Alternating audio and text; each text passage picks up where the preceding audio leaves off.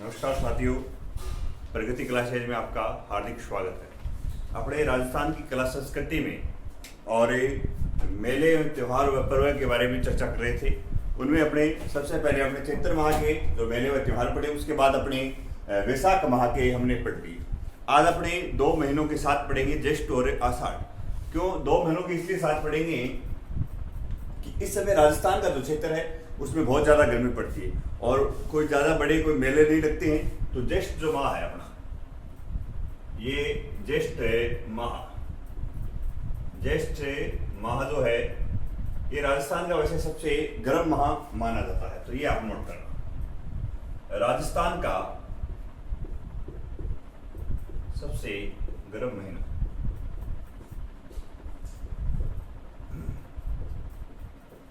अपना जो राजस्थान है वो अधिकतर क्या है, मरुस्थलीय क्षेत्र है। राजस्थान का मरुस्थलीकरण जो लगभग 61.11% भूभाग पे अपने मरुस्थलीय क्षेत्र है। राजस्थान के लगभग 12 जिले मरुस्थलीकरण में आते हैं, तो वहाँ कोई बड़ा कोई मेला या पर्व नहीं लगता है।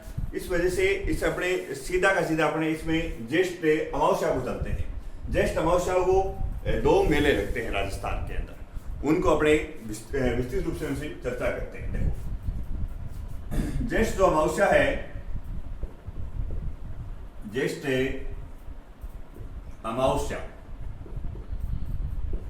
ज्येष्ठ अमावस्या के दिन एक तो आपको ये याद रखना है कि इस अमावस्या को बड़ अमावस्या भी कहा जाता है।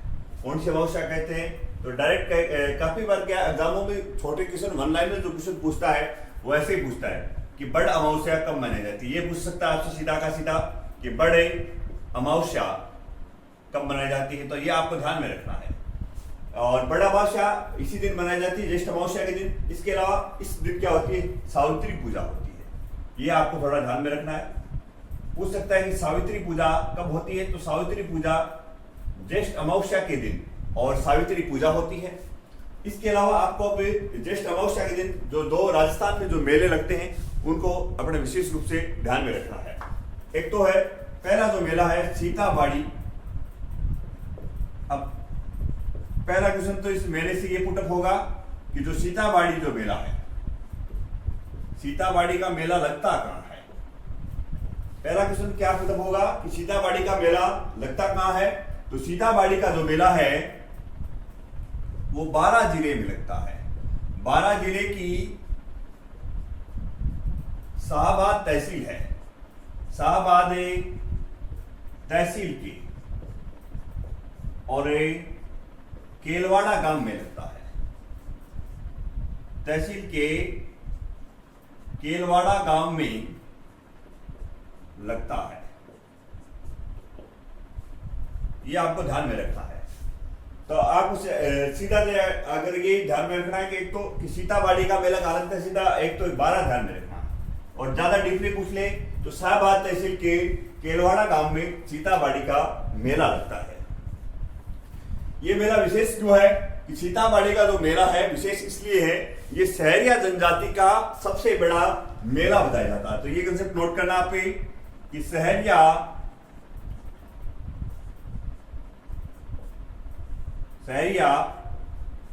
जनजाति का सबसे बड़ा मेला है।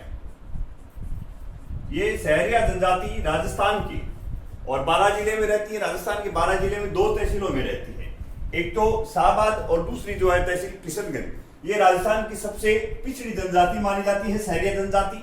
तो ये आपको ध्यान में रखना है। तो सहरिया जनजाति का सबसे बड़ा मेला है और सहरिया जनजाति का ये मेला क्या कहलाता है? सहरिया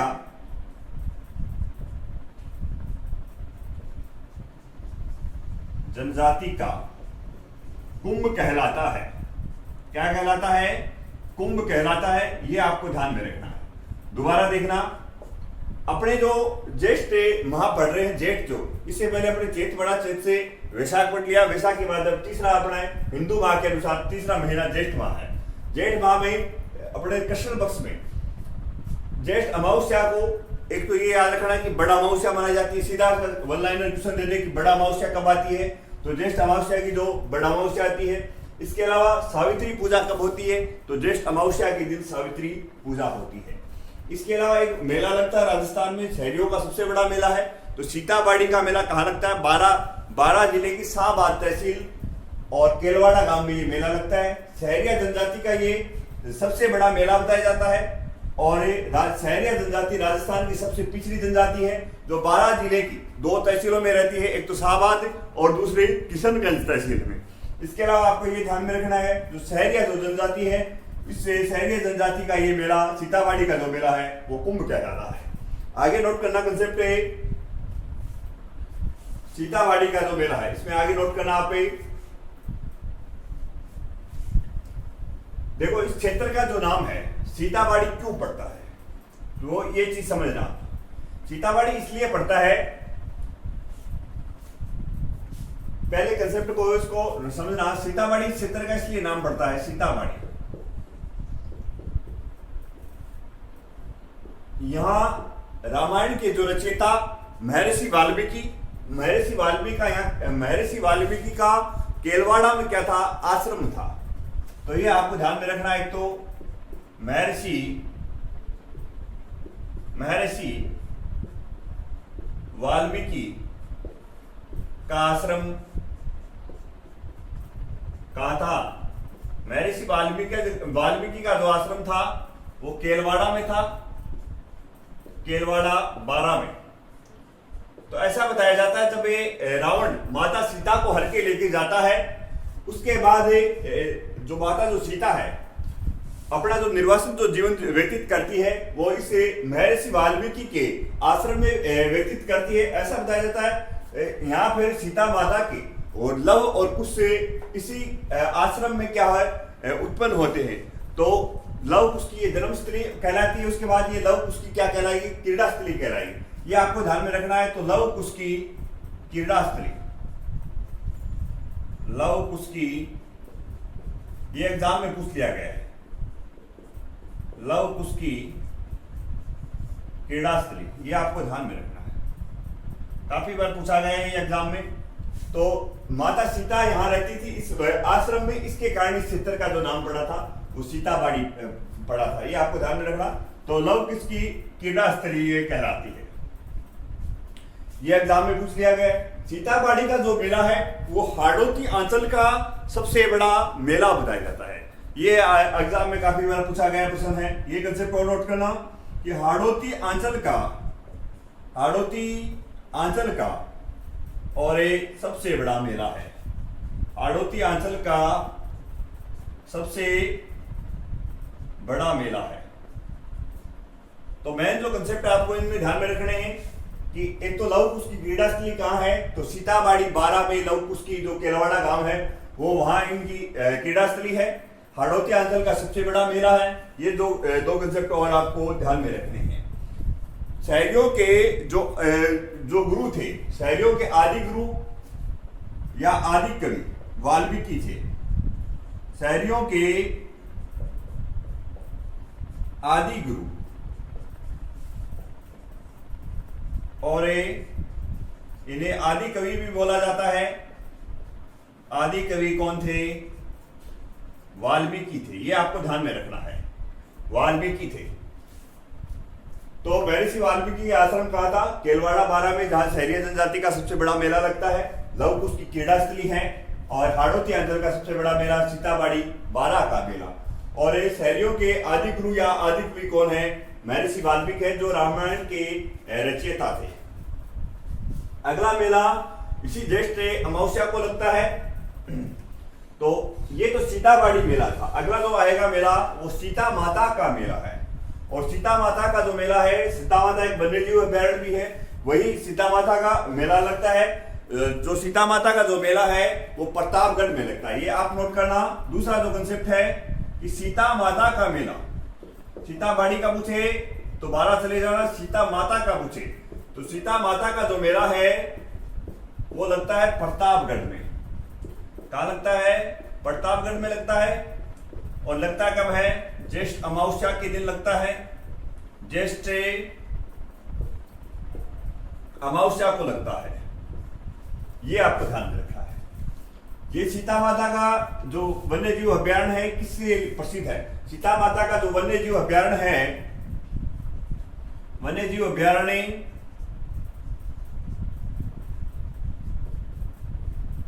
उड़न गिलहरियों के लिए। कौन सी गिलहरियों के लिए? उड़न गिलहरियों के लिए। काफी बार एग्जाम में प्रश्न पूछा गया है उड़न गिलहरियों के लिए। ये अपने वन्य जीव अभ्यारण्य तो पढ़ेंगे, उनमें इसकी चर्चा करेंगे। तो उड़न गिलहरियों के लिए प्रसिद्ध है। एक सागवान और महुआ के पौधों के लिए, सागवान या महुआ वृक्षों के लिए, महुआ के वृक्षों के लिए सीता माता वन्य जीव अभ्यारण्य प्रसिद्ध है। यही से सीता माता वन्य जीव अभ्यारण्य के पास से जाखम बांध बना हुआ है जाखम नदी पर। तो ये आपको याद रखना है। तो इतने कंसेप्ट हो गए इनके। सीता माता जो मेला है, मेन अपने को ये ध्यान में रखना है, सीता माता का जो मेला प्रतापगढ़ में लगता है, ज्येष्ठ अमावस्या के दिन लगता है। इसके अलावा जो कंसेप्ट अपने को ध्यान में रखना है, तो सीता माता का जो वन्य जीव अभ्यारण्य है वो उड़न गिलहरियों के लिए प्रसिद्ध है, सागवान या महुआ के वृक्षों के लिए प्रसिद्ध है, और जाखम बांध है इसी अभ्यारण्य के नजदीक है। आगे नोट करना। अब अपने कृष्ण पक्ष में तो अमावस्या को 2 मेले पढ़ लिए, एक तो सीताबाड़ी मेला, इसके अलावा सीता माता का मेला। अगला अपने अब पढ़ेंगे अपने ज्येष्ठ में शुक्ल तृतीया को जो त्योहार आएगा। ज्येष्ठ शुक्ल तृतीया को आपको पता ही होगा कि हमने मेवाड़ का जब इतिहास पढ़ा था, तो मेवाड़ में मैंने आपको बताया कि महाराणा प्रताप की जयंती कब मनाई जाती है। तो महाराणा प्रताप की जो जयंती ज्येष्ठ शुक्ल तृतीया के दिन इनका जन्म होता है, तो महाराणा प्रताप की जयंती ये काफी बार पूछा गया है। महाराणा प्रताप की जयंती। वैसे ज्येष्ठ शुक्ल तृतीया महाराणा प्रताप की जयंती, एक तो ये याद रखना। जन्म वैसे डायरेक्ट पूछ ले कि महाराणा प्रताप का जन्म कब हुआ, तो महाराणा प्रताप का जो जन्म हुआ वो 9 मई 1540 को हुआ था। 9 मई 1540 कुंभलगढ़ के कटारगढ़ के बादल महल में, कुंभलगढ़ के कटारगढ़ के बादल महल में जूना कचहरी में हुआ था। ये आपको ध्यान में रखना है। तो महाराणा प्रताप जयंती कब मनाई जाती है? ज्येष्ठ शुक्ल तृतीया के दिन। इस दिन महाराणा प्रताप का जन्म हुआ था। रविवार के दिन 9 मई 1540 कुंभलगढ़ के कटारगढ़ के बादल महल में का जन्म होता है। आगे नोट करना। महाराणा प्रताप जयंती के अलावा इसी दिन और क्या चलता है? हल्दी घाटी का एक मेला लगता है। तो ये नोट करना आप, हल्दी घाटी का मेला।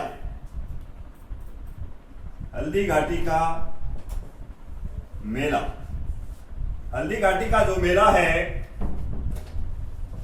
हल्दी घाटी का मेला पूछेगा कहां लगता है। आपको पता ही है हल्दी घाटी का मेला कहां लगता है? खमनोर राजसमंद में। हल्दी घाटी युद्ध के बारे में मैंने आपको विस्तार रूप से बताया था मेवाड़ के इतिहास में, ज्यादा यहां नहीं पड़ेंगे अपने। हल्दी घाटी इसलिए नाम पड़ा, यहाँ की जो मिट्टी जो थी वो हल्दी रंग की थी, कहने का मतलब पीले रंग की जो मिट्टी थी, इसके कारण इसका नाम हल्दी घाटी पड़ता है। ये खमनोर पहाड़ियों के पास लड़ा गया था, इसलिए खमनोर का युद्ध कहा गया था। इसके अलावा ये बनास नदी के किनारे युद्ध लड़ा गया था, तो बनास नदी का युद्ध भी बोला जाता है। इसके अलावा बनास से नदी के किनारे, ज्यादा ध्यान में नहीं रखना, बस यहाँ इतना ही ध्यान में रखो। हल्दी घाटी का जो मेला है खमनोर राजसमंद में लगता है, बनास नदी के किनारे लगता है। कब लगता है? वही महाराणा प्रताप की जन्म तिथि के दिन, ज्येष्ठ शुक्ल तृतीया। और इससे हल्दी घाटी मेले का जो मुख्य आकर्षण है, हल्दी घाटी मेले का मुख्य आकर्षण है महाराणा प्रताप व भामाशाह का। महाराणा प्रताप व भामाशाह का स्नेह मिलन समारोह इनका इस मेले का मुख्य आकर्षण है। ये आपको ध्यान में रखना है। तो पूछ लेगा सीधा में सीधा आपसे कि महाराणा प्रताप की जयंती कब मनाई जाती है, तो ये आपको ध्यान में रखना है कि ज्येष्ठ शुक्ल तृतीया के दिन महाराणा प्रताप की जयंती मनाई जाती है। इसके अलावा आपसे सीधा पूछ सकता है कि महाराणा जो अपने हल्दी घाटी का जो मेला है वो कब लगता है, तो ज्येष्ठ शुक्ल तृतीया के दिन ही लगता है। हल्दी घाटी खमनोर राजसमंद में लगता है। इसके अलावा इस मेले का मुख्य आकर्षण जो है महाराणा प्रताप व भामाशाह का स्नेह मिलन समारोह है। भामासा आपको पता है कि मेवाड़ के उद्धारक कहलाते हैं चूलिया नामक स्थान पे। और जब मेवाड़ की जो कंडीशन, जब आर्थिक स्थिति खराब हो जाती है, तब ऐसा बताया जाता है कि इस भामासा ने अपनी सारी जो संपत्ति थी वो महाराणा प्रताप को दे दी थी, इसलिए इसे मेवाड़ का भामासा और मेवाड़ का उद्धारक कहा जाता है। ये आपको ध्यान में रखना है। आगे नोट करना, इस हल्दी घाटी मेले में एक और स्थान है मचिंद। मचिंद जो है, यहाँ जो भील जो जाति है, भील जाति अपने युद्ध कलाओं का क्या करती है, प्रदर्शन दिखाती है। तो ये आप लिखना चाहो तो लिख लो, बाकी इतना डीपली कोई पूछेगा नहीं। मचिंद जो है, मचिंद जगह यहाँ इसे मचिंद के अंदर महाराणा प्रताप के जो घोड़ा जो है चेतक का स्मारक भी है। तो यहाँ जो भील जो जाति के जो लोग हैं वो क्या है, प्रदर्शन दिखाते हैं इससे हल्दी घाटी मेले के दौरान। ये आपको ज्यादा ध्यान में नहीं रखना। आगे नोट करना, अगला जो मेला है गंगा दशहरा मेला। गंगा दशहरा मेला नोट करना, गंगा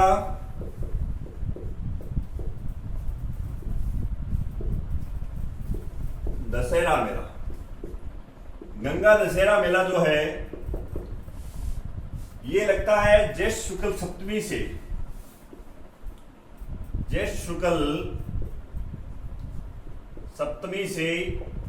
द्वादशी तक करने का मतलब ज्येष्ठ से शुक्ल 7 से लेके 12 तक लगता है ये मेला।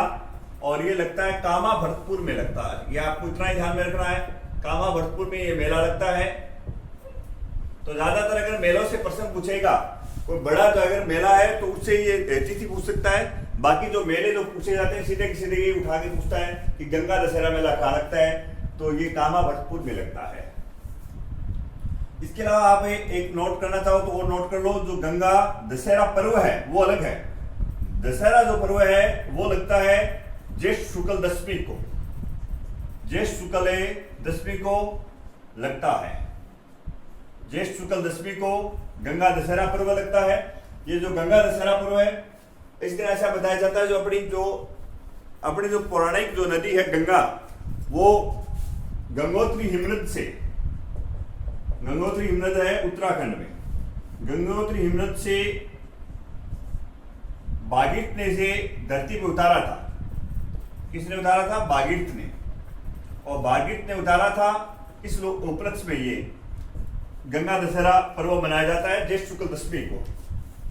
तो बागीरथ ने इसे नदी को हरिद्वार में उतारा था। सबसे पहले कहां उतारा था? हरिद्वार में।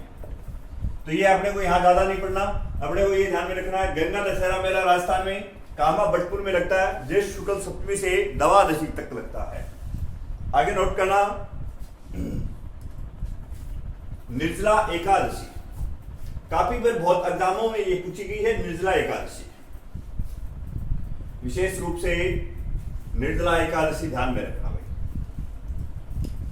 निर्जला एकादशी आपने मारवाड़ी भाषा में सीधे के गर्मियों में पानी पीना बहुत गर्म हो, तो बात है। यहाँ ये निर्जला जो एकादशी जो है ये जेठ माह में आती है, तो ये आपको ध्यान में रखना है। निर्जला एकादशी कब मनाई जाती है? ज्येष्ठ शुक्ल एकादशी को मनाई जाती है। ज्येष्ठ शुक्ल एकादशी। इस दिन महिलाएं क्या करती हैं? महिलाएं व्रत करती हैं। महिलाएं क्या रखती हैं? व्रत रखती हैं। राजस्थान में जगह जगह इस निर्जला एकादशी के दिन कहीं नींबू पानी, कहीं शरबत पानी ये पिलाया जाता है। तो ये महिलाएं जो व्रत रखती हैं, ऐसा बताया जाता है कि सूरज उगने से पहले, जिस दिन व्रत रखेंगी उस दिन सूरज उगने से पहले पानी पीती है। उसके बाद अगले दिन जब सूरज निकलने के बाद ही ये महिलाएं क्या है? पानी पीती हैं। ये आपको थोड़ा ध्यान में रखना है। तो सीधा अपने को ज्यादा ध्यान में क्या रखना है कि निर्जला एकादशी कब मनाई जाती है? काफी बार ये एग्जाम में पूछा गया, ज्येष्ठ शुक्ल एकादशी के दिन और निर्जला एकादशी मनाई जाती है। आगे वट पूर्णिमा। वट पूर्णिमा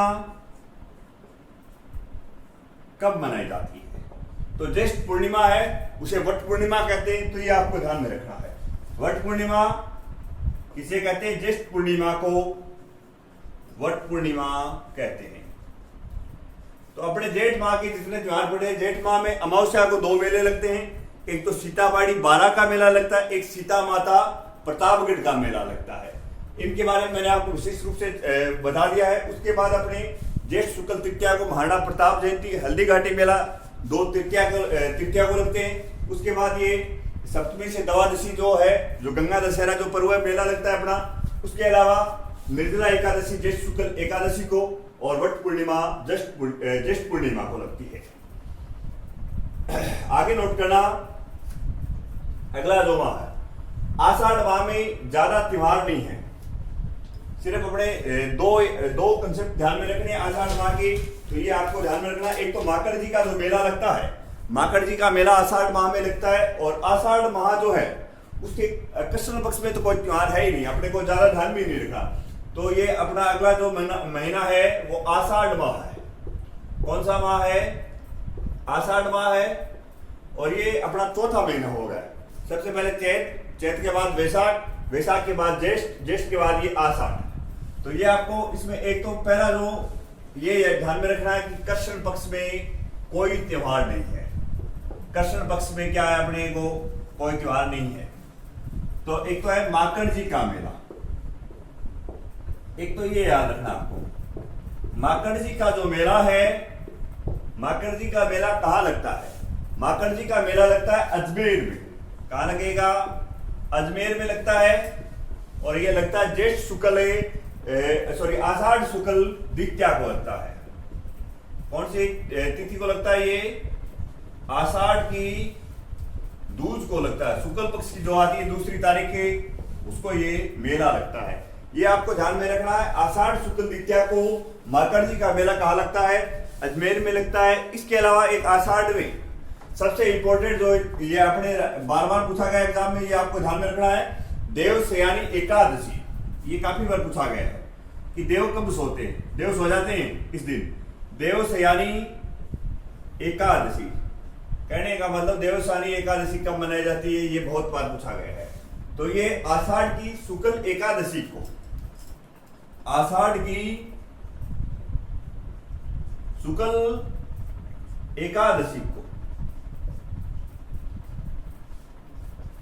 एकादशी को देवशयनी 11 मनाई जाती है। इस दिन राजस्थान में जितने भी जो मांगलिक है, पूरे भारत में मानो आप जो मांगलिक कार्य हैं, इस दिन से सभी मांगलिक कार्य क्या हो जाते हैं? बंद हो जाते हैं।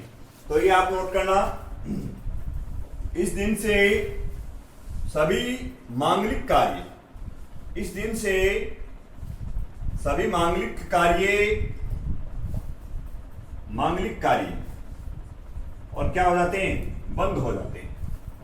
तो देवता जब सो जाते हैं तो उसके बाद क्या मांगलिक जितने भी कार्य हैं वो क्या हो जाते हैं? बंद हो जाते हैं। ये आपको ध्यान में रखना है।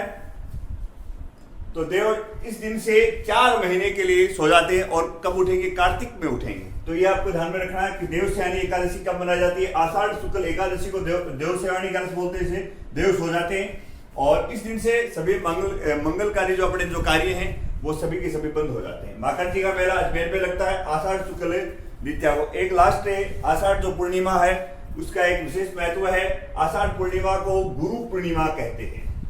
ये आपको ध्यान में रखना है। तो ये नोट करना, आषाढ़ पूर्णिमा को कौन सी पूर्णिमा कहेंगे? गुरु पूर्णिमा कहते हैं। इस दिन महर्षि और वेदव्यास का क्या होता है? जन्म होता है। कबीर जयंती मनाई जाती है। ये आपको सारे ध्यान में रखने हैं। आषाढ़ पूर्णिमा, आषाढ़ पूर्णिमा को मुख्य जो फैक्ट है वो ध्यान में रखना। एक तो है इस आषाढ़ पूर्णिमा को कौन सी पूर्णिमा कहते हैं? गुरु पूर्णिमा कहते हैं। सीधा पूछता है एग्जाम में कि गुरु पूर्णिमा कब मनाई जाती है। काफी बार पूछा गया है ये भी क्वेश्चन, अच्छा क्वेश्चन है। गुरु पूर्णिमा कब मनाई जाती है? तो गुरु पूर्णिमा आषाढ़ पूर्णिमा को कहते हैं। इसके अलावा इस दिन महाभारत की जो रचयिता वेदव्यास, इस दिन महर्षि कृष्ण देवपान वेदव्यास का जन्म हुआ।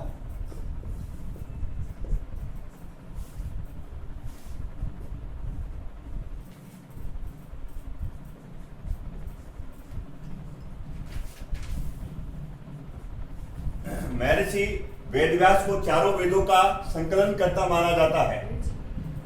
चारों वेदों का संकलन करता माना जाता है। चारों वेदों का संकलन करता वेदव्यास को माना जाता है। वेदव्यास को माना जाता है। ये चारों जो वेद हैं, इनका संकलन इन्होंने पुष्कर झील के किनारे पे किया था। पुष्कर झील के किनारे पर। इसके अलावा आपको आगे नोट करना है, इसी दिन क्या मनाई जाती है? कबीर जयंती मनाई जाती है। इस दिन क्या मनाई जाती है? कबीर जयंती मनाई जाती है। इसके अलावा आपको ध्यान में रखना है, इस दिन से अमरनाथ यात्रा प्रारंभ होती है। अमरनाथ यात्रा प्रारंभ होती है। तो एक बार दोबारा से ये कंसेप्ट ध्यान में रखना कि आषाढ़ पूर्णिमा को क्या कहते हैं? गुरु पूर्णिमा कहते हैं। इसी दिन अपने महाभारत के जो रचयिता है वेदव्यास, उनका जन्म होता है। महर्षि कृष्ण देवयान वेदव्यास का जन्म हुआ। चारों वेदों के संकलन करता महर्षि वेदव्यास को माना जाता है। इन्होंने ये जो चारों वेदों का संकलन इन्होंने कहा कि पुष्कर झील के किनारे पे किया। इसके अलावा कबीर जयंती मनाई जाती है और अमरनाथ यात्रा प्रारंभ होती है। तो मैंने अपना जो क्वेश्चन है उसको ये याद में रखना, गुरु पूर्णिमा वाला काफी बड़े एग्जाम में पूछा गया है। इसी के साथ अपने ये आषाढ़ के त्योहार भी कंप्लीट होते हैं और बाकी जो त्योहार है उनके अपनी अगली क्लास में चर्चा करेंगे। धन्यवाद साथियों।